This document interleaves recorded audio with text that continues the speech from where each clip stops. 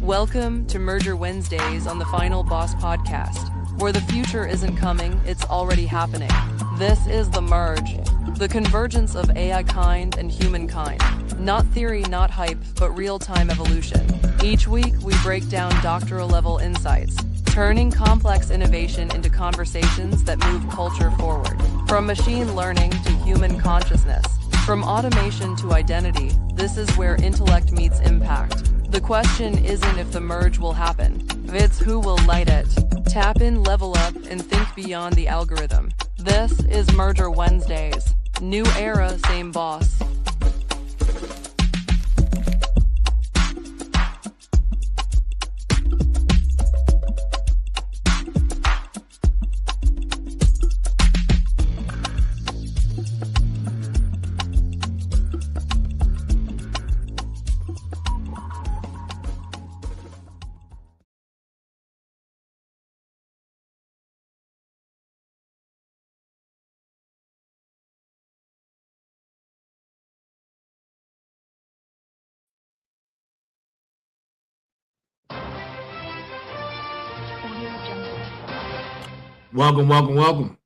Welcome to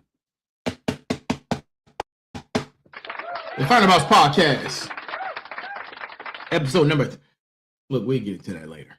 But welcome for all of you who are just now joining us. Thank you for what in the world?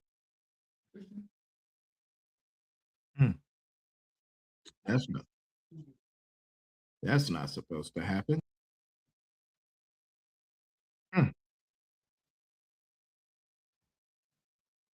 Okay. Remedy that problem.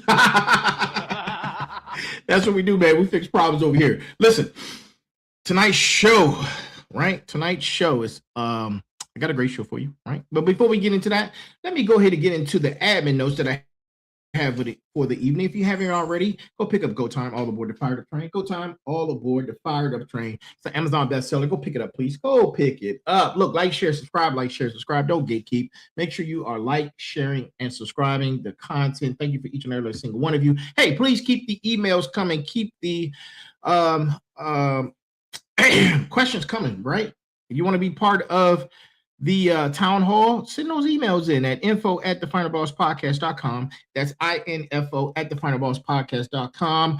Tomorrow I have a great special guest coming on the show. Her name is Lanisha Walker, right? And I'm not going to get into who she is, but you will have to be here tomorrow at 9 p.m. live to find out, right? She'll be our special guest tomorrow. Shout out to Lanisha Walker. Shout out to her and her business, right? Or businesses, I should say, right? So, look.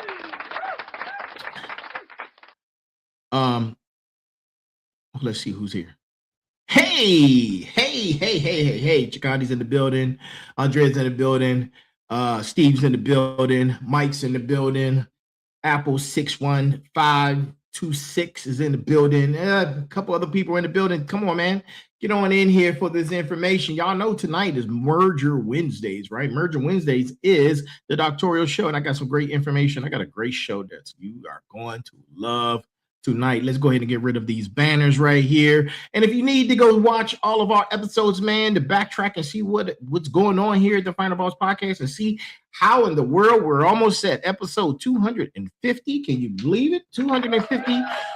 It's almost here, man. 2 more episodes will be the halfway point of season 4, the rebirth, arc 4, right?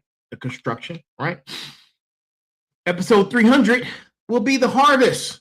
Right? Episode 300 will be the harvest. So, with that being said, man, without further ado, let's get into tonight's show. Let me see if I got some sound effects loaded, right? Yeah, I got some sound effects. Let's see what we got. Right? I'll use them later. Yeah, I could use them later. But if you're new to the show and you landed here, you're at the right place. You're at the right place. You were led here. And you were led here for this specific particular night for this specific reason, right? And tonight we're going to step into a question of humanity, a question that humanity has been ducking probably since Henry George wrote it down in 1879, right? And Buckminster Fuller hammered it out into print in 1969, right? And you're probably wondering, like, what is he talking about? What is he talking about? Well, I'm going to tell you in a second.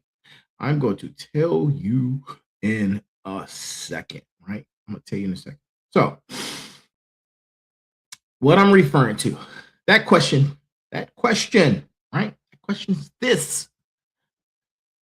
What does it actually mean that we are already right now on a spaceship, right? On a spaceship. Right? What? That's not a metaphor. It's not a poem. And it's definitely not science fiction framing, right? A spaceship. A sealed, stay with me, a sealed vehicle with a mixed mass of resources, a closed atmosphere, a finite skin, a single power source, and a crew of about 8 billion people, right? Every system that keeps you alive is on this ship. Every meal you have ever eaten came from this ship. Every breath, every drop of water. And look, there's no port. There's no resupply convoy.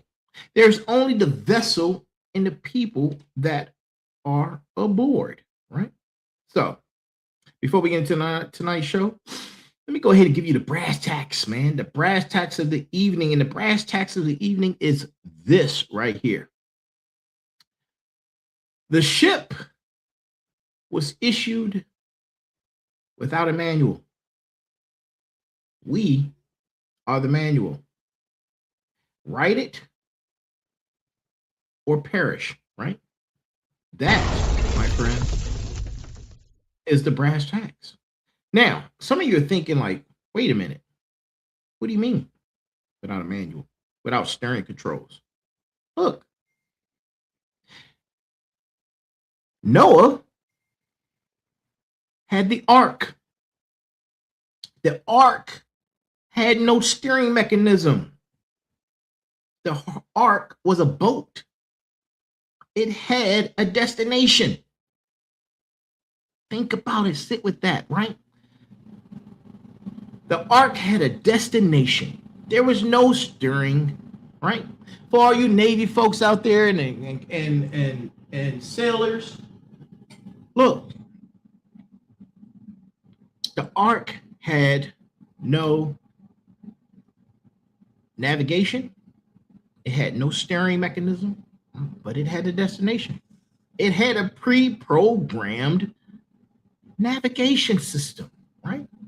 And we all, of course, know who that navigator was, who was running that ship, right? It definitely wasn't Noah, even though he and his family and all of the occupants were headed to that destination, right? Give me a quick commercial break.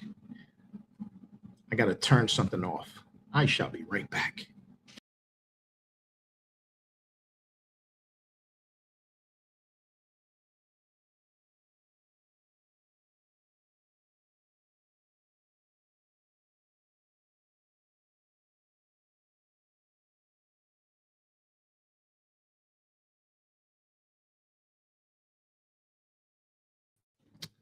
All right, sorry about that. A little bit of interference. Look, if that resonated with you, or I want you to sit with that, and I want you to sit with that thought process for the entire show, right? For the entire show. So, for those who don't know, let me give you the gist of what I'm tonight's show. We are in Arc 4 of the season 4, the rebirth, right? The construction. Construction ignited May 17th, episode 240 on Sitting Down Sundays. Arc 4 is not theory anymore, right? We are here and Arc 4 is in the building. And what we Build is determined by what we accept. Tonight, we accept the vessel. Tonight, we accept the responsibility of the crew. Tonight, we connect the doctoral spine, the merge, living white paper paired with Clefro's strategic white paper to the oldest navigational reality humanity has ever managed to ignore, right? We are inside the ship, and we never, ever, ever go outside of it, right? Now,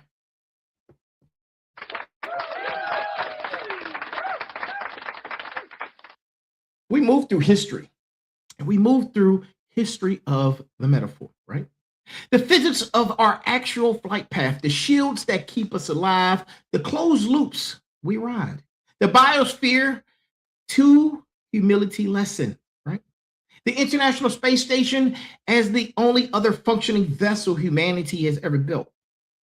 The planetary boundaries dashboard now showing 7 of 9 warning lights, right? The warning lights are on. The Christmas tree light up pattern is on the dashboard. The operating manual problem, right? The problem with the propulsion, the problem with the bridge crew, right? And then they have Mars as an escape question.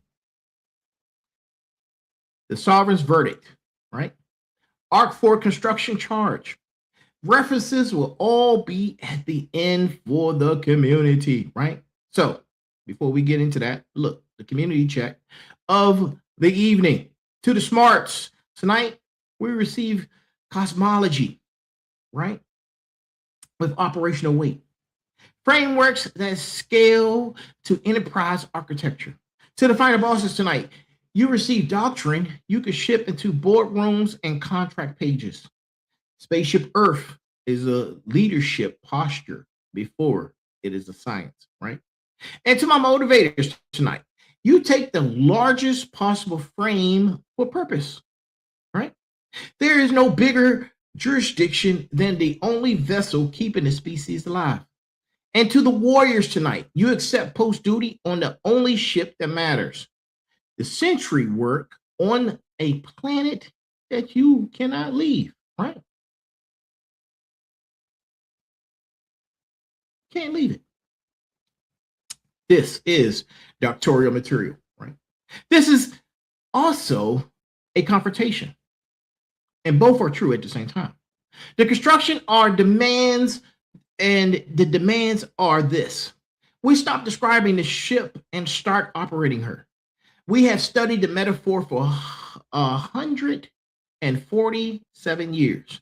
We have crossed 7 of 9 planetary boundaries while we studied. The construction arc is the very verdict on description. Build or perish, right? Operate or be operated on. Those are the questions, right? Now, let's get to the work.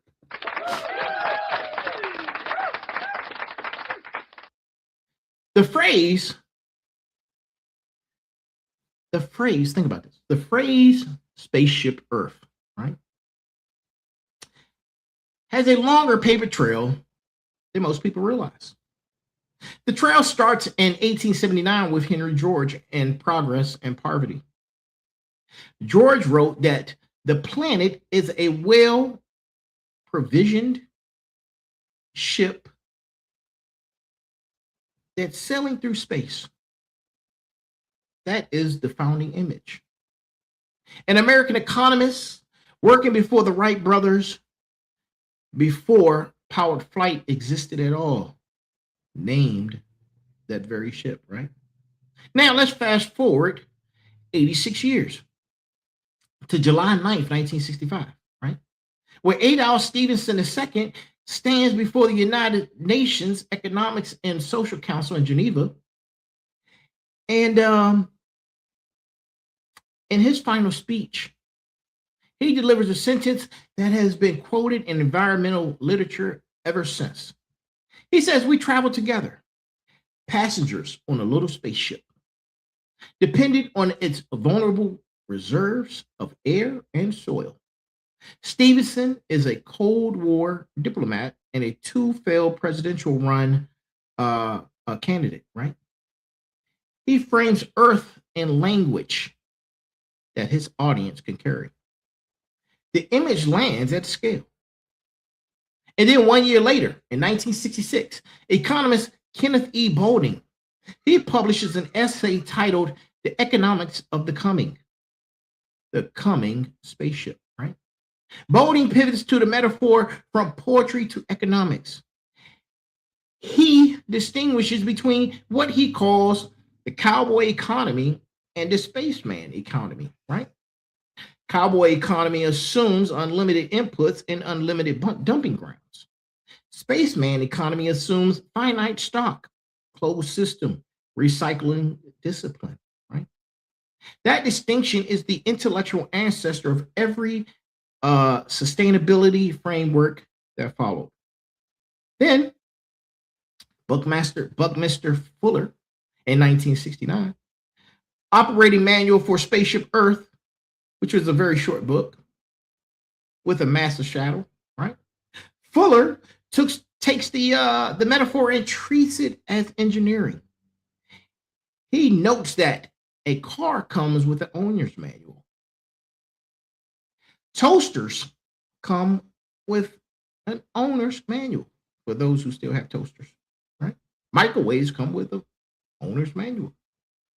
But the planet did not. The species is operating a vehicle of staggering complexity with no documentation, no orientation, no instructor, right? Fuller's central claim, not mine.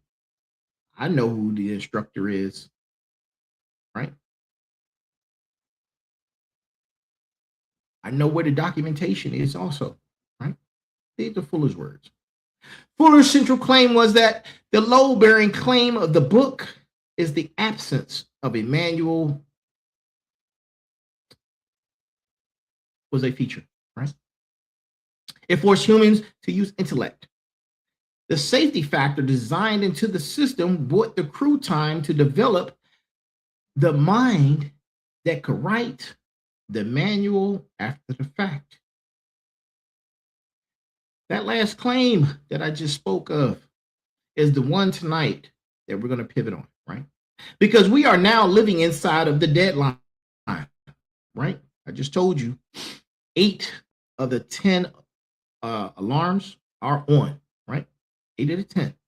Now, ask yourself this. Why did the metaphor land so hard in the late 60s, right? And I got 3 reasons for you, right? Because Yuri Gagarin in 1961 produced the first human view from orbit. The Apollo 8 Earthrise photography or photograph in December of 1968 produced the visual proof of the metaphor. And Apollo 11 in July 1969, the same year, Fuller's book hit the shelves, put a human boot on the moon. Humanity could finally see the ship from the outside, right? The metaphor stopped being literary, right? It became documentary. Now, for my layman's block, right? because we do layman's block on the merger, right? So here it is. Spaceship Earth is not new, and it is not soft. It is 147 years old in 2026. It went from poet to economist to engineer to astronaut. And by the time Apollo 11 launched, every educated person on the planet had access to the picture. We have had the picture for 57 years.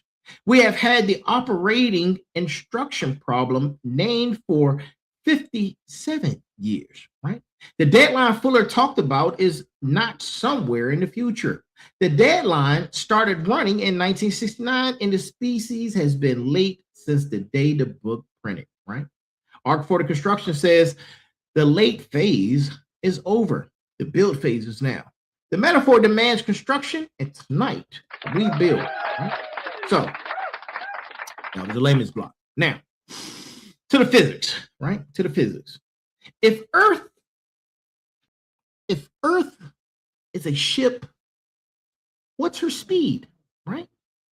What is her speed, right?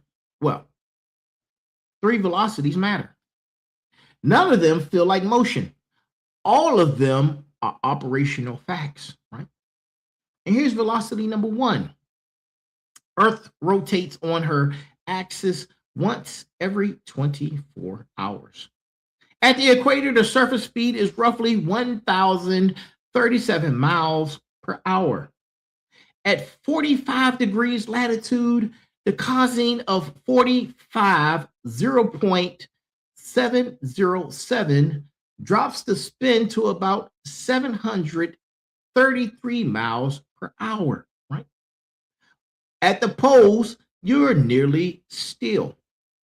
Most people listening to this episode are moving sideways at 600 to 1,000 miles per hour right now.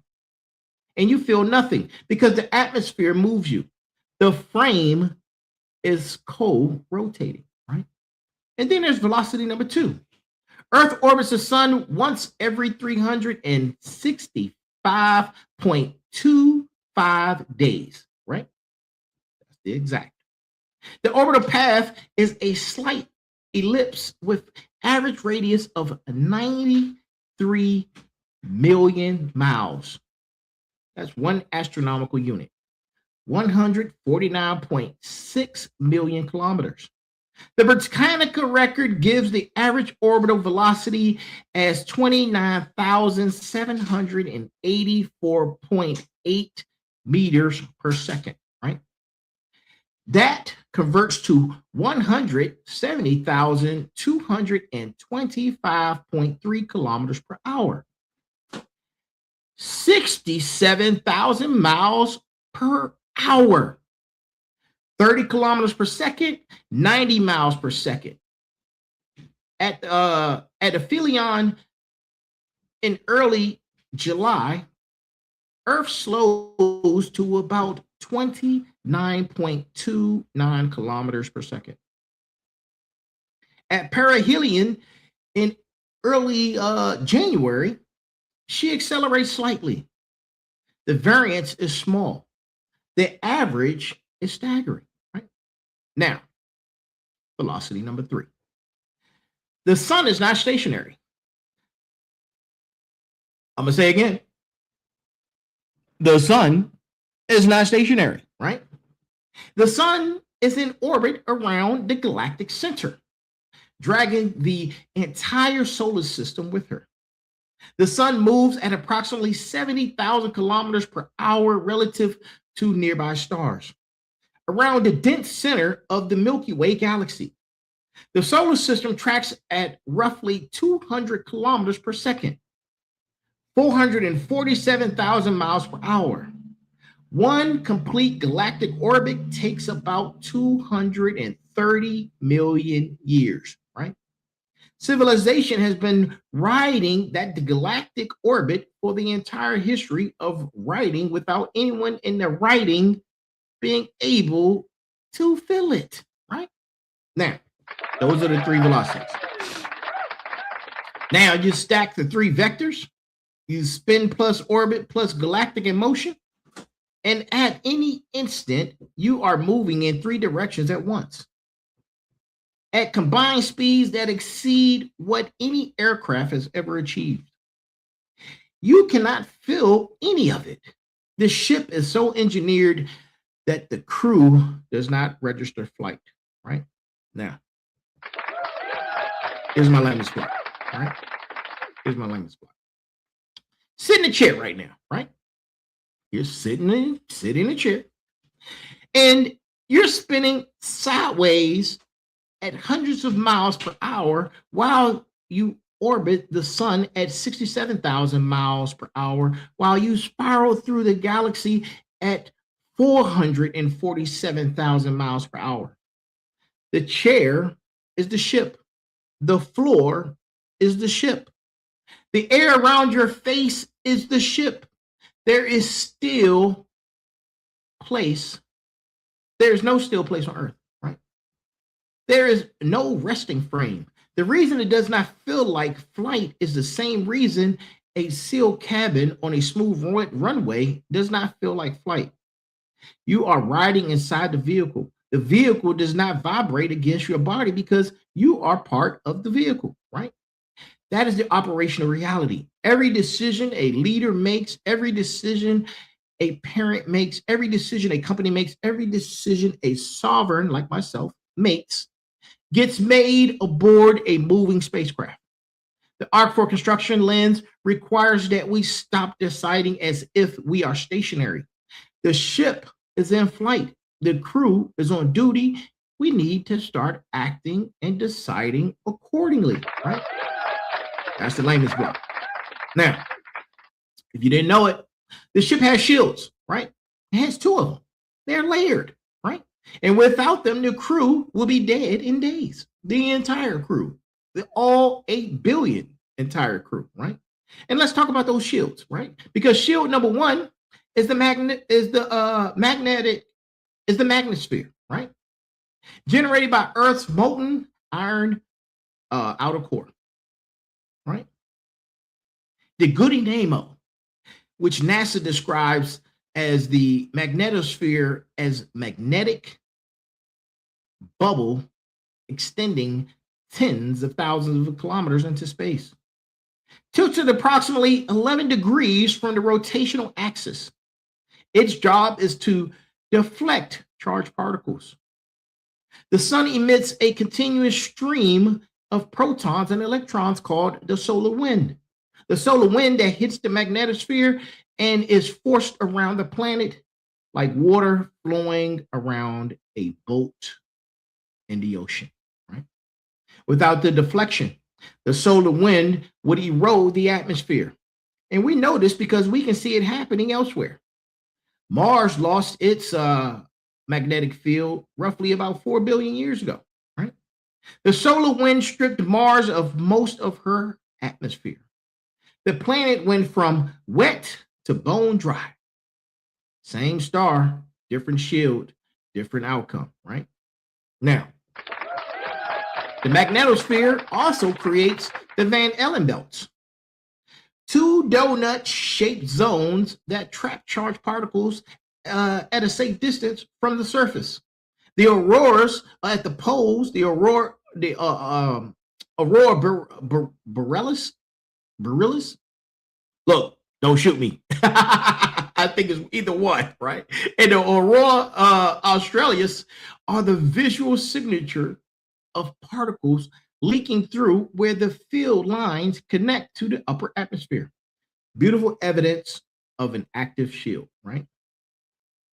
The field is not constant. The current geomagnetic field has weakened by approximately 10% since the 1800s. The poles drift, and the geometric reversals happen on a scale of roughly 200,000 to 200,000 years, right? That's the measure. The field does not vanish during reversals, but it does weaken.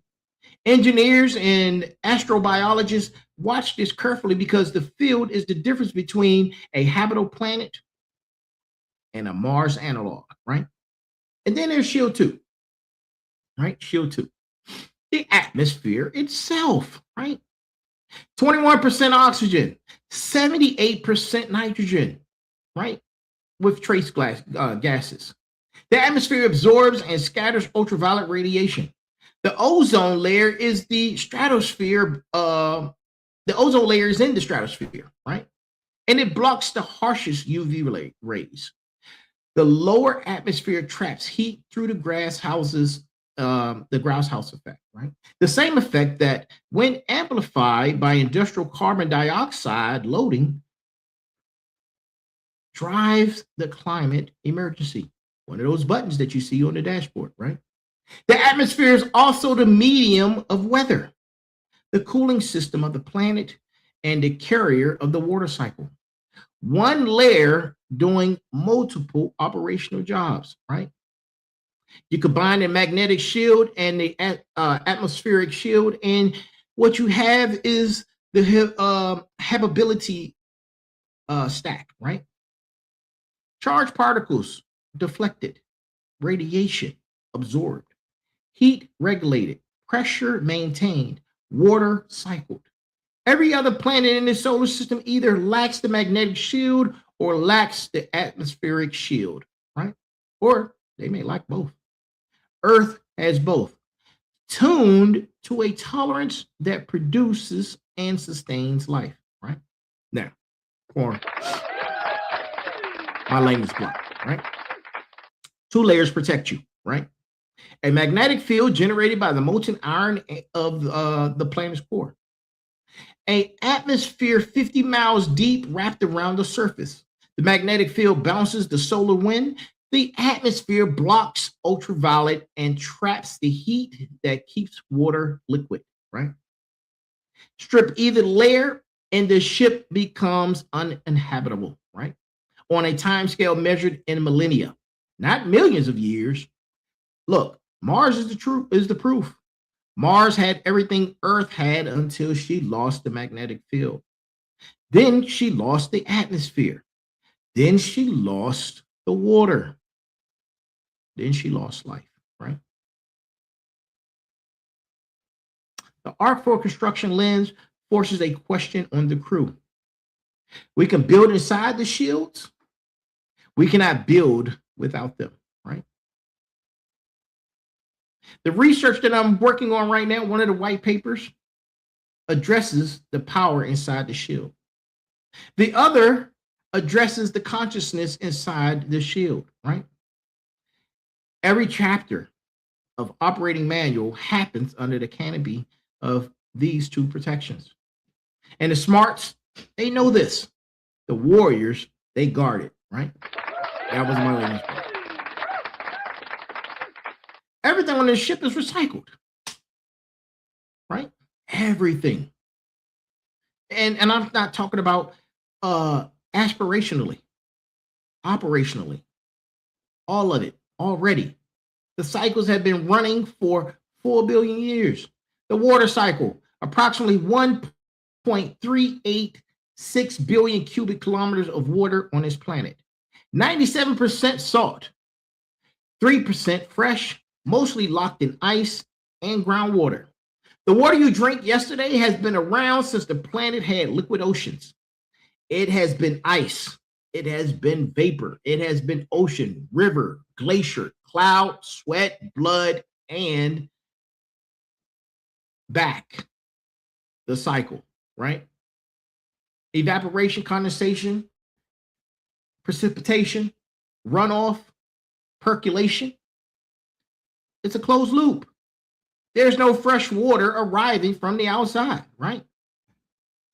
The carbon cycle, the carbon moves between the atmosphere, the oceans, the soils, the biota, and rocks, right?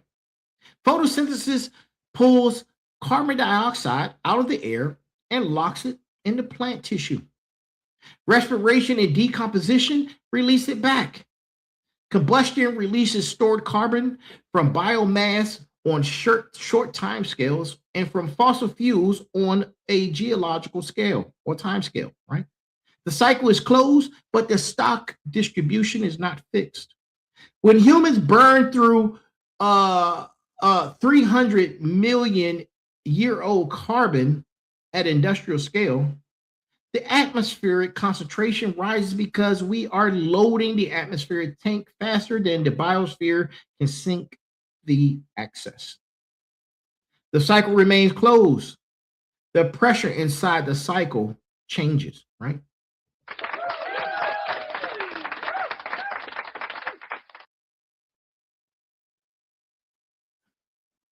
Exactly. Nothing ever truly dies. Exactly, right? Thank you for that. The nitrogen cycle, right? The nitrogen cycle, let's go about it. Nitrogen asphyxiation by solid bacteria, nitrification, denitrification. The atmosphere is 78% nitrogen, but living organisms cannot use atmospheric nitrogen directly. Soil microbes do the conversion work that feeds the food web. The Haber-Bosch process, invented in 1909, allowed humans to fix nitrogen industrially. That single invention doubled the carrying capacity of human agriculture and also produced the massive runoff loading that now constitutes one of the transgressed planetary boundaries, right? Think about it.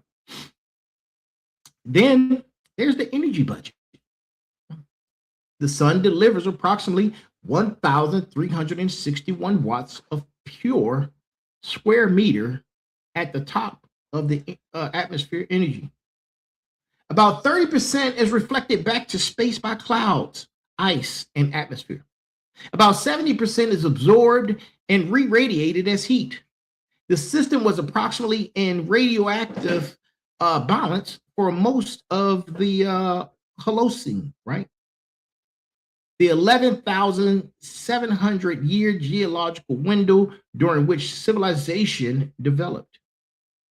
It is no longer in balance. It is one of the red buttons that is going off on the dashboard. The atmosphere is now retaining more heat than it radiates, and by a measurable margin, right? And you have to ask, what this teaches the crew is something Buckminster Fuller said in different words. He said the ship runs on cycles, not stockpiles. There's no waste hatch. There's no fresh air vent connected to a tank outside. There's no carbon disposal route off the planet. Every output becomes someone's input. The cycles are the operating system, right? And here's my language. I know. I see. Listen, I told you I'm going to do an episode that's going to be solely layman's block, right? It's coming. Watch out for it. I'm going to do that. Too many people are asking, well, why don't you do a layman's block on Merger Wednesday and just do the layman's block? It's coming. Trust me, it's coming. Thank you for that, Frank. I appreciate it. It's coming, bro. Listen, layman's block. The water in your body, and pay attention, take notes, pay attention to this, right? The water in your body, the carbon in your breath, the nitrogen in your protein, the heat warming your skin, all of it cycles. The ship has no outside. Every cup of coffee, every gallon of gas, every steak, every flight, every server farm, every concrete pour, all of it lands somewhere. It does not leave. It moves to a new compartment of the same ship. When the cycles are healthy, the ship runs. When the cycles overload, the ship registers the overload as climate, as biodiversity loss, as ocean acidification, as soil collapses, right? The art for construction lens names the discipline. Build cycle awareness. Design every product, every system, every enterprise as if the outputs land in your own kitchen, because they do. Think about it, right? The ship has no kitchen but yours.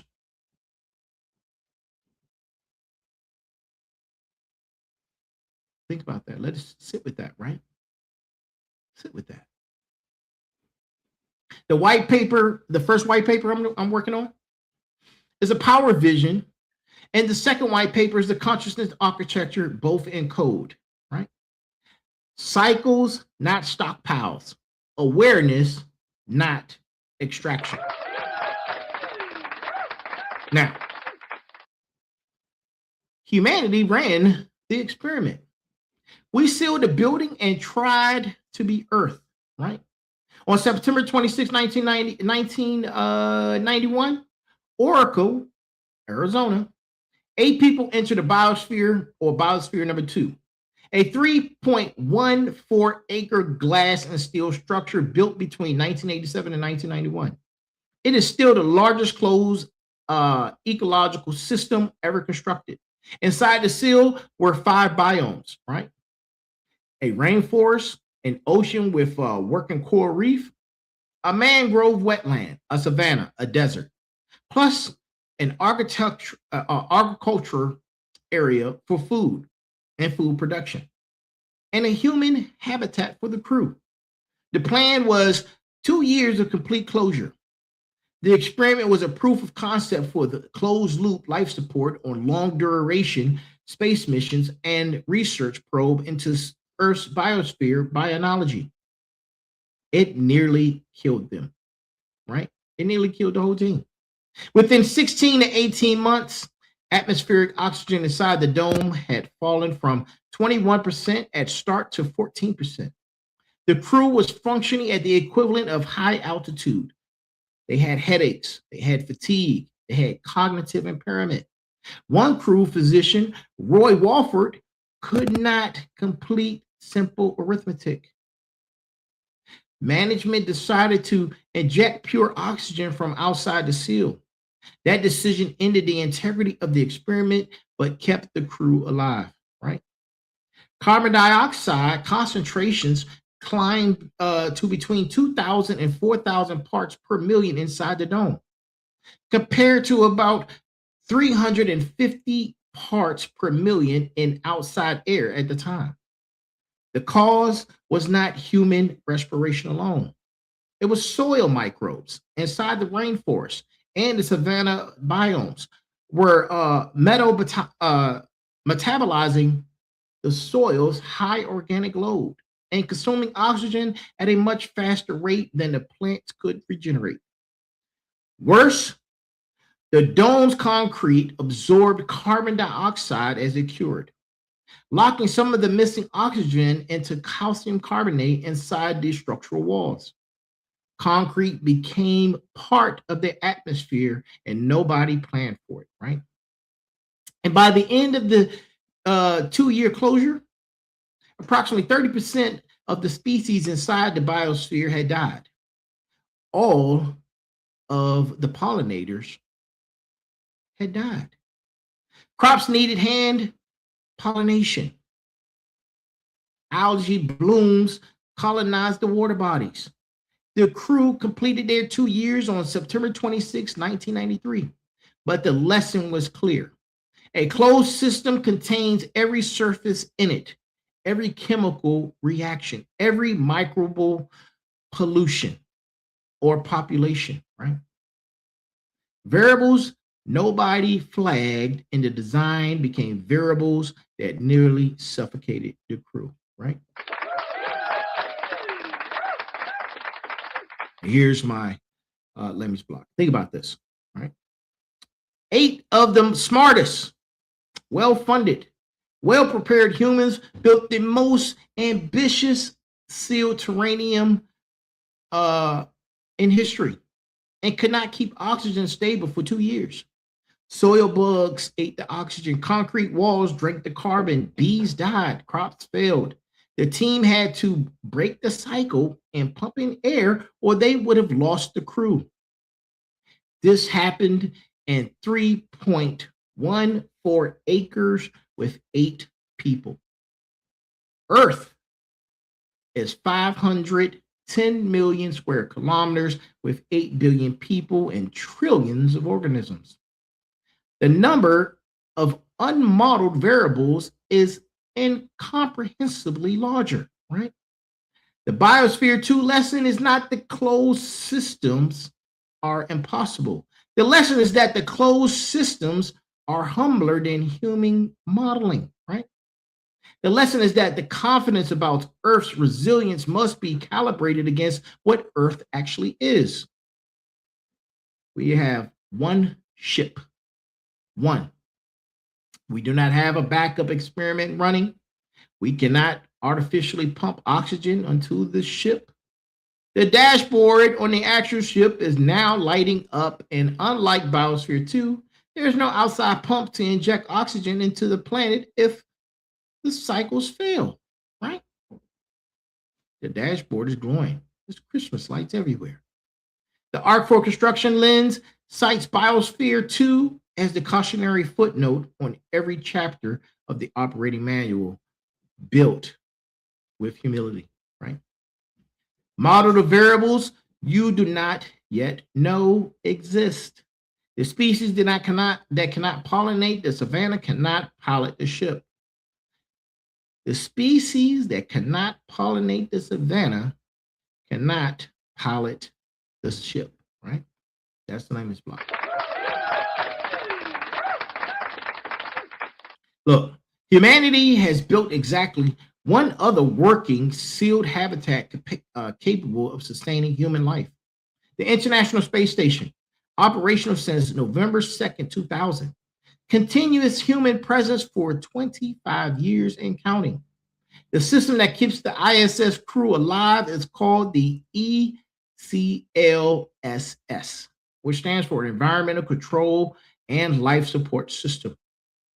3 core subsystems: water recovery system, air revitalization system, the oxygen generation system. They sit in 4 refrigerator-sized racks inside the United States Tranquility module, right? They were designed at NASA Marshall Space Flight Center with industry partners, right? The numbers, as published by NASA's most recent ECLSS fact sheet in 2025, are notable.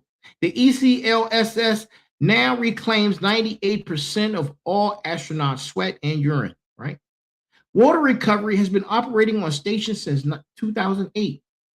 Astronauts need about a half a gallon of water per day. The same need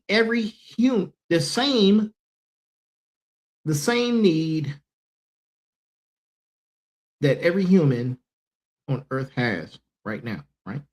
Oxygen aboard the ISS is generated through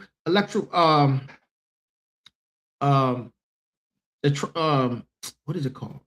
It's an electrical current from the solar panels that splits water molecules into hydrogen gas and oxygen gas, right? I can't think of what that's called. I forgot. It's electro something, right?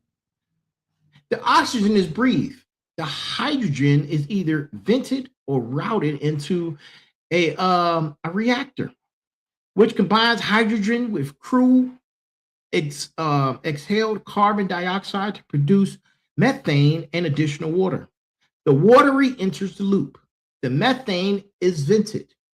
Future systems are targeting 95% oxygen recovery from CO2 and 98% overall water recovery for long duration missions to the moon and beyond, right?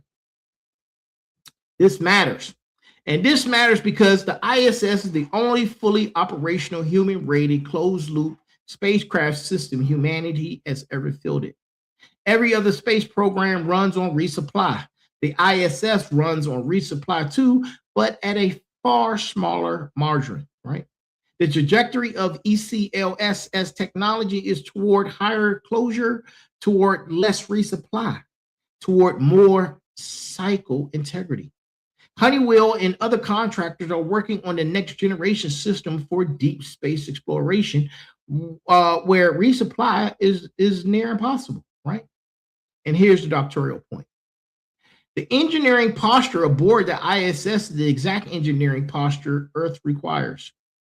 You treat every output as a future input. You treat every loss as a system failure. You treat every resupply as a luxury and not a default. ISS crews recycle 98% of their water because they have to. Earth recycles approximately 100% of her water naturally. But human industrial throughput has shifted the loading on the cycles to the point where fresh water change across the planetary boundary in 2023. The ISS is the dress rehearsal for the planet. We are the planet. Here's my latest one, right? Up in low Earth orbit, a small crew lives inside a tin can the size of about a 6-bedroom house, right? Their water comes from their own sweat and urine. 98% is recovered. Their oxygen comes from the electrolyzing of the water. Their CO2 gets reacted with hydrogen to make more water. They do not waste anything because they cannot. The hardware in those 4 racks in the Tranquility Module is the most disciplined operating manual humanity has ever written for itself. The Arc 4 construction lens takes this directly. If a small crew running on partial resupply can hit 98% closure, an 8 billion person crew running on 0 resupply can do better with the current trend line. The question is not capability. The question is acceptance of the vehicle we are aboard. The smarts community can engineer it. The final bosses can fund it. The motivators can frame it. The warriors can defend it. The architecture is the same as the ISS. It's skilled or scaled, I should say, to the planet, right? It's scaled. That's the language block. I need something to drink. Yeah. Now, let's talk about this dashboard that's glowing and as bright as a Christmas tree, right? The instrument panel of the ship, right? Because the Planetary Boundaries Framework was published in 2009 by Stockholm Resilience Center that led at the time by John Rockstrom and his colleagues, right? The premise is straightforward. There are 9 global biophysical processes that have maintained the relatively stable Holocene state for the last 11,700 years. If those processes are pushed past certain thresholds, the Earth system may shift to a new state that is not friendly to human civilization. The framework names the thresholds. The thresholds are the gauges on the dashboard, right? The down boundaries are climate change, biosphere integrity, biogeochemical flows of nitrogen and phosphorus, right? Land system change, fresh water change, and novel entities. Stratospheric ozone depletion, atmospheric aerosol loading, and ocean acidification. The first major update was in 2015. The second update was in 2023, led by Catherine Richardson at the University of Copenhagen. With 29 scientists from 8 countries who published in Science Advances, the paper was the alarm bell that led us to this. 6 of 9 boundaries, 6 of 9, have transgressed. The paper concluded that humanity was operating well outside the safe space for civilization. The 2025 update published in the Planetary Health Check by Potsdam Institute of Climate Impact Research using the Stockholm Resilience Center framework added ocean acidification as the 7th transgressed boundary. As of now, right now, 7 of the 9 warning lights or indicators are red. Only stratospheric ozone slightly recovering, right? Or recovering. I'm sorry. Thanks to the Montreal Protocol, the atmospheric aerosol loading are still inside the safe operating range globally, right? But listen, that's like going from no diabetes to diabetes 2, I think it's called, right? You understand this? It's about the ranges, right? Or pre-diabetes, I should say, right? Climate change, transgressed. Biosphere integrity, transgressed. Nitrogen and phosphorus flows, transgressed. Land system change, transgressed. Freshwater change, transgressed. Novel entities, all have transgressed. The category that covers synthetic chemicals and plastics, that's what novel entities are, right? And then there's ocean acidification, which is newly added in 2025. All are markers of transgressed. The dashboard is lit. That's the ship's instrument panel, right? 7 of 9 warning lights are on. The pilots cannot pretend the panel is not lit. The crew cannot pretend the gauges are aesthetics, right? And here's my language block. The planet has 9 main systems that keep it livable, right? 7 of those 9 are now broken to a degree that scientists with no political agenda say the entire civilization's support structure is operating outside of safe limits. The atmosphere is heating. The species count is collapsing. Nitrogen runoff is poisoning coastal zones worldwide. Soils are degrading. Rivers and groundwater are out of balance. Plastics and synthetics, chemicals are everywhere, including in our blood, right? The oceans are acidifying as they absorb the CO2 that the air cannot hold. The only 2 indicators still in the green are the ozone layer, which we fix once we prove we can fix things. The aerosol loading, which is regionally bad, but globally not yet in the danger zone. Keyword yet, right? The Stockholm Resilience Center is not a fringe outfit. The Potsdam Institute is not a fringe outfit. Science Advances is one of the highest impact scientific journal that's on this planet. The numbers are real. The Arc 4 construction lens demands that the doctoral output of the MERGE and the strategic output of the second white paper incorporate the planetary boundaries dashboard as input to every chapter. You build inside the gauges. You build to bring the gauges back into safe range. Anything else is decoration on a ship that is taking in water. Final bosses do not ignore dashboards. The warriors do not ignore alerts. The smarts do not ignore instrumentation. The motivators do not ignore states. And tonight, the dashboard is formally part of the doctrine, right? Formally part of the doctrine. Now, I'm gonna go over a little bit. I just did a quick time check, so stay with me. Give me 10 minutes.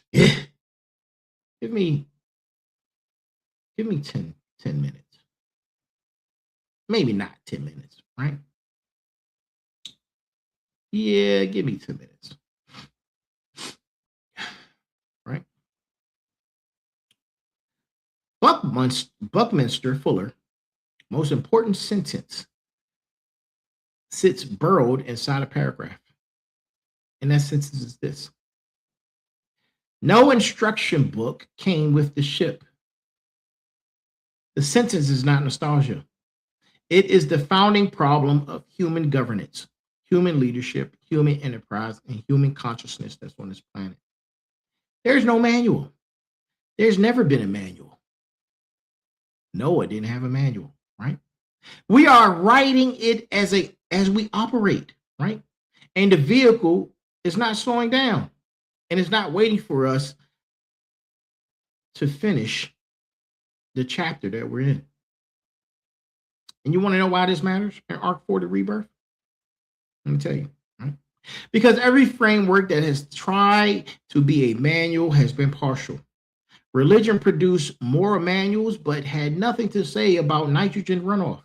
Economics produced exchange manuals, but had nothing to say about ocean acidification until it was damn near too late. Engineering produced technical manuals, but had nothing to say about the ethics of who gets to ride. Science produced disruptive manuals, but had nothing to say about the meaning of the ride. Each discipline drafted a chapter. No discipline wrote the entire book. The book remains unfinished. The flight continues. The consciousness sovereignty architecture, which is the doctoral spine of the MERGE book series, takes the problem as its central object. Sovereignty in the architecture is not about borders on a map. Sovereignty is about the awareness inside of a vehicle. Who is the operator? Who is the captain? Who is the crew? Who is the passenger? Who is the cargo? These are not abstract questions. These are the questions Fuller pointed at without naming them, right? Without sovereignty, there is no operator. Without an operator, there's no manual. Without a manual, the ship flies on autopilot. And autopilot was set by extraction economies that have already crashed 7 of the 9 instrument panels, right? The sovereignty architecture answers the manual problem in 3 layers. Layer 1, cognitive sovereignty. The individual reclaims awareness from the systems trying to capture it. Then there's layer 2, relational sovereignty. Communities reclaim coherence from algorithms trying to fragment them, right? And then there's layer 3. Layer 3 is the network sovereignty. The planetary crew reclaims navigation from the platforms and the incumbents trying to drive the ship into the rocks for quarterly extraction. That, my friends, is the architecture. 3 layers, scaled from individual to planetary, mapped into the spaceship metaphor that Fuller named and Stevenson popularized, and George wrote first in 1879. The Merge Living White Paper, now at version 1, version 1.2, 1.23, something like that, right? After last week's update, right? It's an operational living document of the architecture. It is the chapter we're building inside the ship while the ship is flying, right? Now, the second white paper that I'm working on, right? That's energy, right? It deals with energy.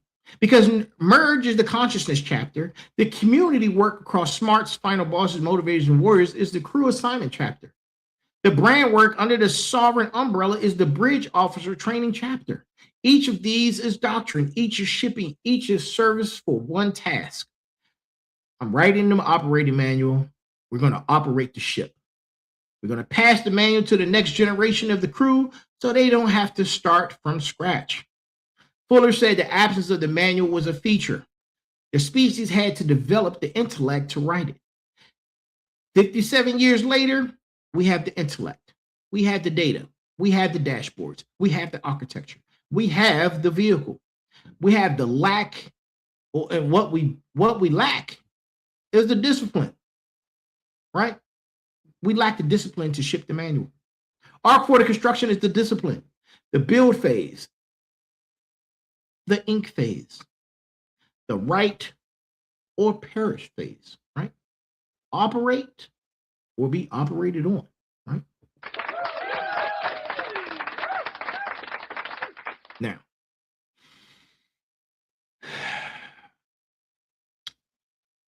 yeah, give me a couple more minutes. Just a couple more, right? And we'll be done. I'm thirsty. I hope everybody's enjoying the show tonight. I know there's a lot of information, a lot of metaphors, right? But the layman's block helps, man. I know it does. Yes, it does, Frank. The layman's block help, right?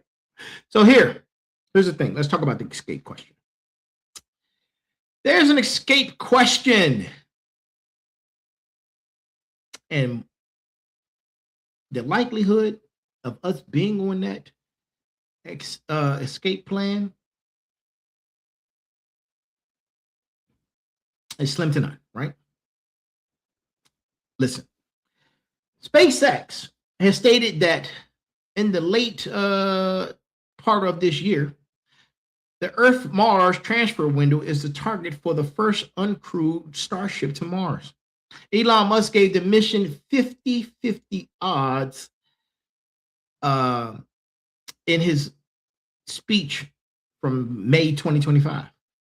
The window opens once every 26 months because of orbital mechanics. If 2026 fails, the next window is in 2028. The transit takes 7 to 9 months. The first crew landings are forecast for 2029 in best case or 2030 in a realistic case.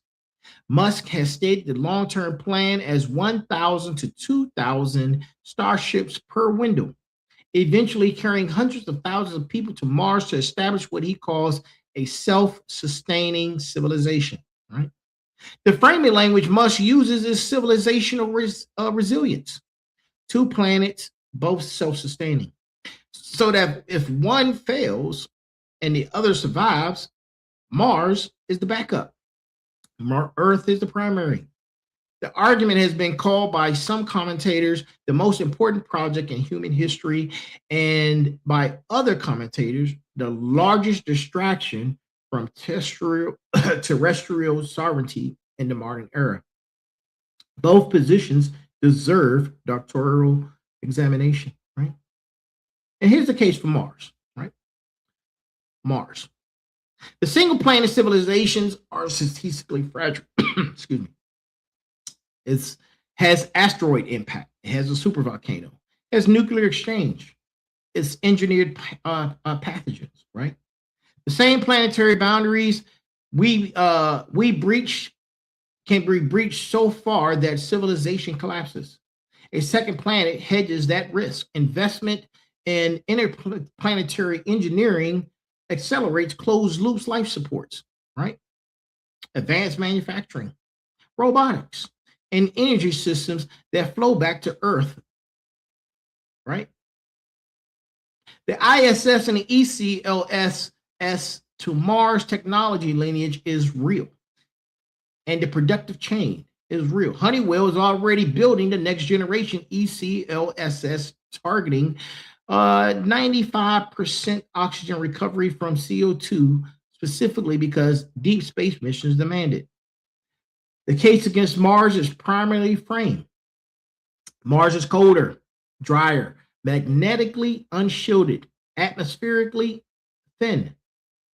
The terraforming required to make Mars Earth is like a multi-century project, possibly a multi-millennial project.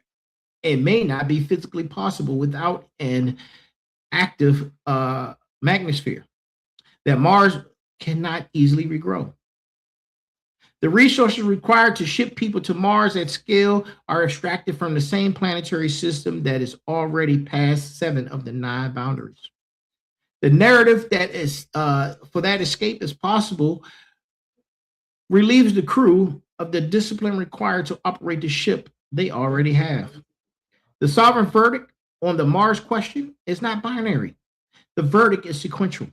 The crew aboard the current ship has not yet written the operating manual for the current ship.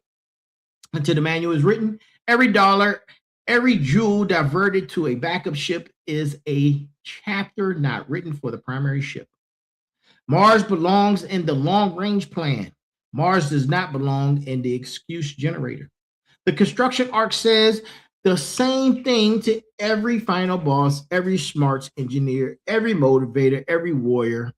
We must master the ship that we're on, then build the next one if you wish, right? And here's my layman's block, right? We're almost done. Stay with me. Going to Mars is real. The window is late 2026 for an uncrewed flight and 2029 to 2031 for the first humans. The plan is ambitious. The plan is also being used by some people as a reason not to fix the planet they're already on. Both can be examined. The doctrine of the merge and the strategy of the second white paper are designed for the ship we have, not the ship we have to build later. Master the present vehicle and we earn the next, right? The sovereign does not abandon ship. The sovereign operates the ship, right? That's the layman's block. Now, we're almost done.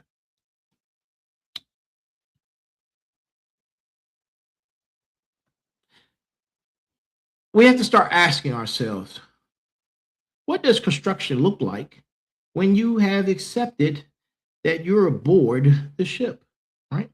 Accept that fact so we can build. And it looks like the discipline of finishing. The rebirth framing applies in every episode of season 4 across all 5 shows. Motivation Mondays, Tech Tuesdays, Merger Wednesdays, Special Guest Thursdays, Sitting Down Sundays. The lens is not decoration. The lens is not the filter. The rebirth means the old extraction default is dead. The rebirth means the new stewardship default is being born inside the actions of crew who decide to operate as crew.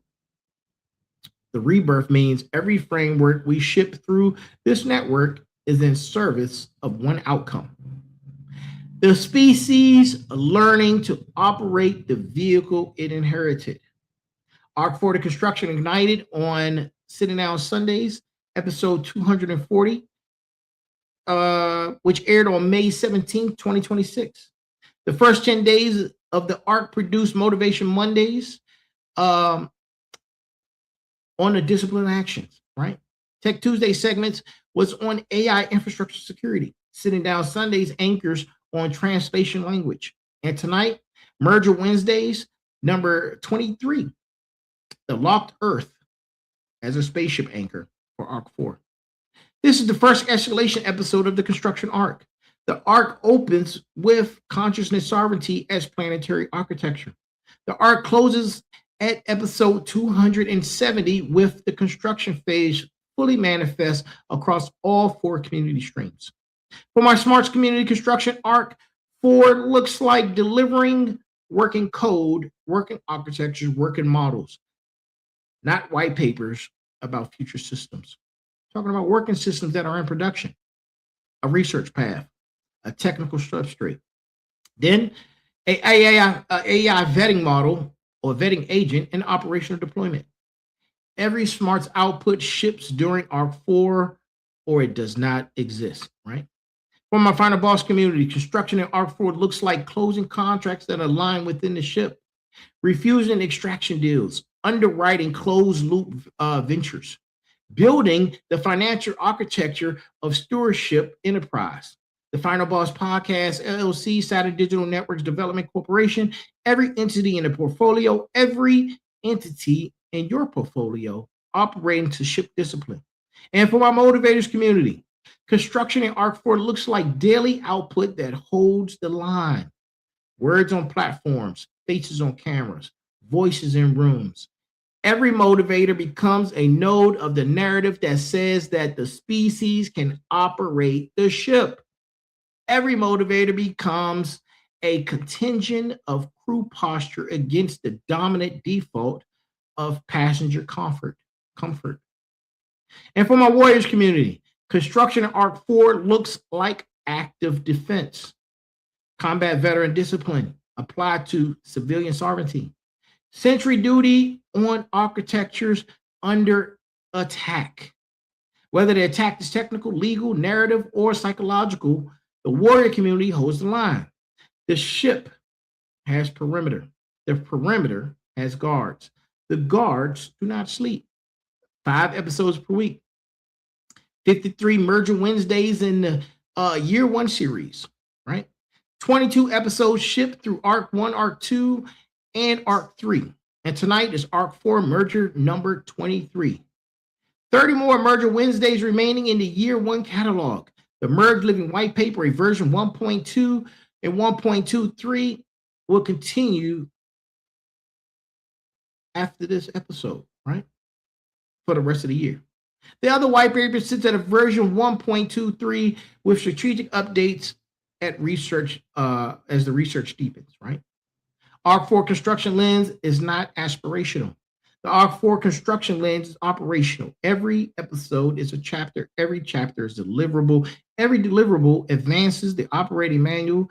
The speech or the species has owed itself since 1969. We do not have permission to be late. The dashboard is lit. The cycles are loaded. The construction phase is now, right? And in closing, the ship was issued without a manual. We are the manual, right? Write it or perish. That is the brass tacks line that opened this episode. It is the line that also closes it, right? Because Henry George named the ship in 1879. Dolly Stevenson popularized the ship in 1965 at the United Nations. Kenneth Boulding economically formalized the ship in 1966. Buckminster Fuller wrote the foundational operating problem in 1969. 57 years of dashboards lighting up. 57 years of metaphor that kept being treated as poetry instead of literal description of the only vehicle keeping the species alive. Tonight, we accepted the literal reading. Tonight, we walked the physics. 30 kilometers per second around the sun, 200 kilometers per second around the galactic center, 2 layers of shielding generated by a molten iron core, and an atmosphere 50 miles thick. Closed loops on water, carbon, nitrogen, and energy. Biosphere 2 lesson on humility. The ISS lesson on discipline. The planetary boundaries lesson on 7 of 9 warning lights. The operation manual problem named by Fuller and answered by the consciousness sovereignty architecture. The second white paper as the power chapter. The first white paper as the consciousness chapter. The Mars question handled as sequence, not as escape. The sovereignty's verdict of the crew with duties across all 4 communities. And this is my final word, right? Smarts build the systems that respect the cycles. Final bosses fund the enterprises that protect the cycles. Motivators hold the narrative that names the cycles.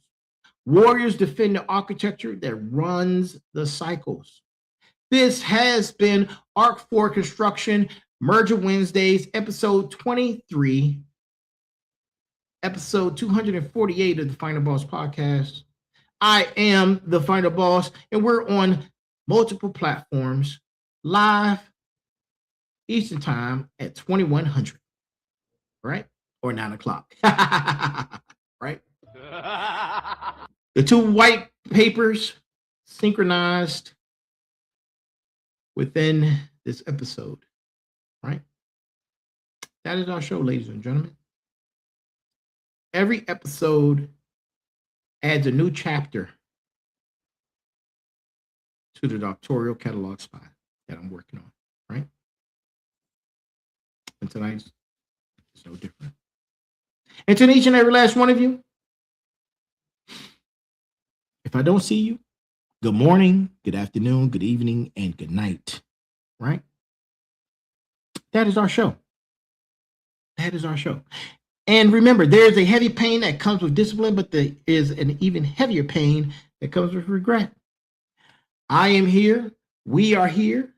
And as always, remember, be balanced, be equal, and be smart. Share this, subscribe this episode, and make sure that you don't gatekeep the information. Send it out to as many people as possible. Y'all have a great night, and I will see you tomorrow for Special Guest Thursdays, episode number 249. See you soon.